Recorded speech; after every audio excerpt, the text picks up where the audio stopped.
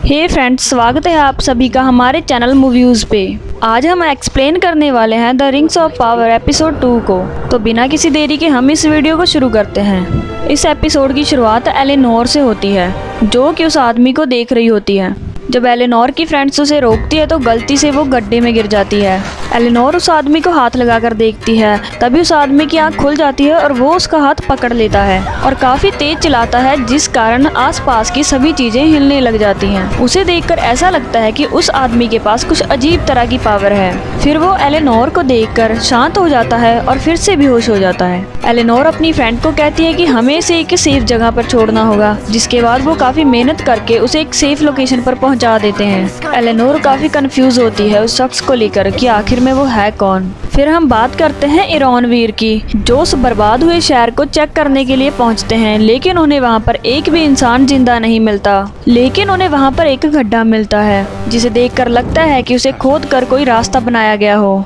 इरॉनवीर ये डिसाइड करता है कि वो इस गुफा में जाकर ये चेक करेगा कि ये रास्ता जाता कहाँ है, और वो ब्रॉनवी को कहता है कि तुम शहर में जाकर इस बात के लिए लोगों को आगाह करो। और फिर हमें ग्लैड्रम्बर्ड दिखाया जाता है। वो एलरॉन को बताता है कि उसे एक ऐसी जगह चाहिए जहाँ पर वो एक बहुत बड़ी भट्टी बना सके। वो इस भट्टी के अंदर कुछ ऐसी चीजें बनाना चाहता है जिससे मिडिल अर्थ की किस्मत बदल सके, लेकिन उसे ये काम स्प्रिंग से पहले करना है, जो कि नामुमकिन है। जिससे एलेनोर का दिमाग चलता है और वो ये डिसाइड करता है कि वो इस काम के लिए रॉक्स को शामिल करेगा, क्योंकि किंग का बेटा ड्यूरिन उसका बहुत ही अच्छा दोस्त है। लेकिन उनकी रियासतों पर पहुंचने से उनको एंट्री नहीं मिलती, जिसके कारण एलरॉन उन्हें शक्ति परीक्षण के लिए चैलेंज करता है, जो वो लोग मान लेते हैं और एलरॉन को रियासतों में एंट्री दे देते हैं। अंदर जाकर उसका सामना उसके ही फ्रेंड ड्यूरिन से होता है, और वो ये शर्त रखता है कि अगर ड्यूरिन हार गया तो उसे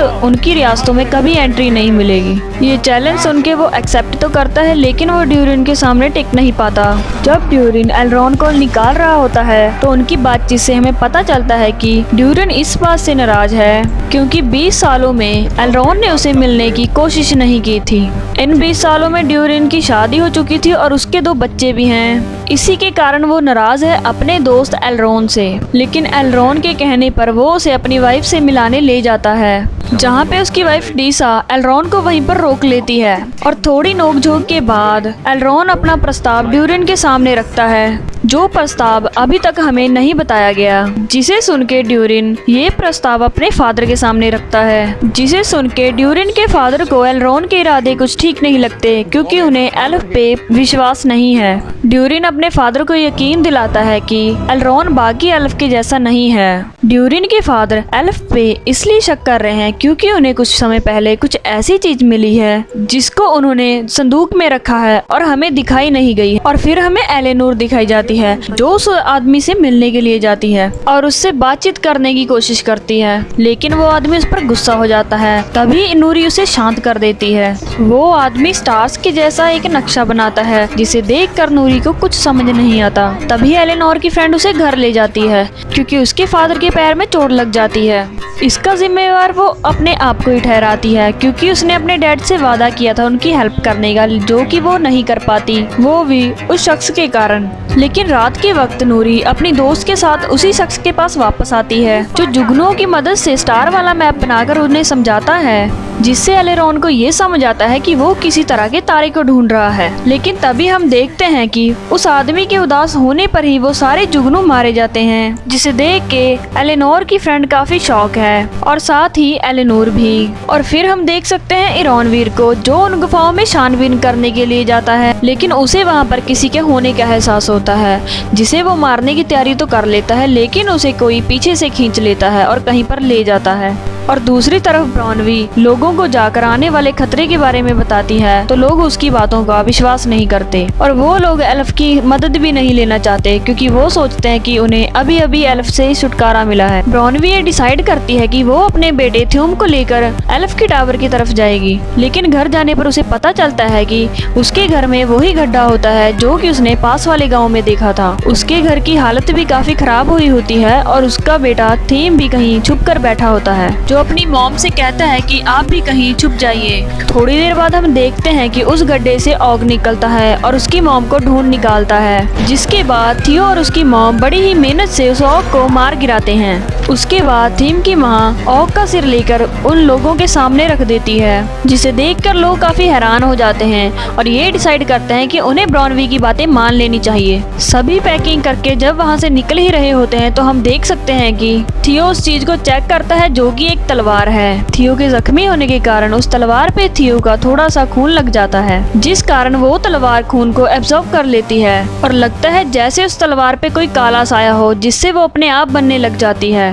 लेकिन तभी उसकी माँ उसे आवाज देती है और वो तलवार को रखकर एल्फ टावर की तरफ बढ़ जाता है। और रही बात ग्लैडियल की, तो वो पानी में तैरते हुए कुछ लोगों से आ मिली है। कुछ लोग उसके फेवर में नहीं होते, लेकिन तभी एक लेडी उसे नाव पर चढ़ा लेती है और चढ़ने के बाद उसे पता चलता है कि उनकी नाव डिस्ट्रॉय हो गई है। वो लोग कई हफ्तों से समुद्र में ऐसे ही भटक रहे थे, वो भी एक वाटर पीस क्रीचर से बचने के लिए, जिसने उनकी नाव को डिस्ट्रॉय कर दिया है। जब उन लोगों को ये पता चलता है कि ग्लैडियल एक एल्फ है, तो वो सभी उसका साथ देने से मना कर देते हैं और उसे पानी में धक्का दे देते हैं, क्योंकि वो लोग उस सी बिट्स को उनकी तरफ बढ़ते हुए देख लेते हैं और उनका मानना ये होता है कि ग्लैडियल की वजह से ही वो वहाँ पे आया है। उन लोगों ने ग्लैडियल को पानी में धक्का तो दे दिया था, लेकिन तभी हम अचानक देखते हैं कि वो सी मॉन्स्टर ने उनकी टूटी हुई बोट को भी डिस्ट्रॉय कर दिया, जिससे सभी लोगों की मौत हो गई। फिर हमें पता चलता है कि उस बोट से एक आदमी सरवाइव कर गया है, जो ग्लैडियल को तैरता देख उसे उस बोट के टुकड़े पर आने की इजाजत दे देता है। इसके बाद वो ग्लैडियल को बताता है कि किस तरह उन्हें अपना घर छोड़ने पर मजबूर किया गया,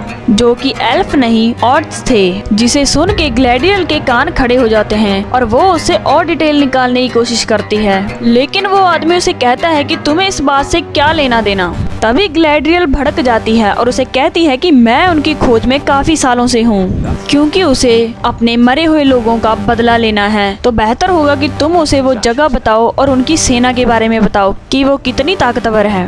ग्लैडियल उसे ये वादा करती है कि वो उसका घर उसे वापस दिलाने में हेल्प करेगी। हम उस आदमी के गले में कुछ बंधा हुआ भी देख सकते हैं। तभी उस समुद्र में तूफान आ जाता है और एक बिजली के झटके से ग्लैडियल बेहोश हो जाती है और सीधा पानी में गिर जाती है, जिसे बचाने के लिए वो शख्स पानी में कूद जाता है। ग्लैडियल की तलवार की मदद से वो उसे रस्सी से आजाद करता है। वो उसे वापस तो ले आता है, लेकिन वो दोनों बेहोश हो जाते हैं। जब ग्लैडियल की आंख खुलती है तो वो देखती है कि उसके सामने एक बहुत बड़ा शिप खड़ा है और साथ में ही एक शव। इसी के साथ ही द पावर ऑफ रिंग्स का ये एपिसोड खत्म होता है और इसके बारे में आपकी क्या राय है हमें कमेंट्स बॉक्स में जरूर बताएं।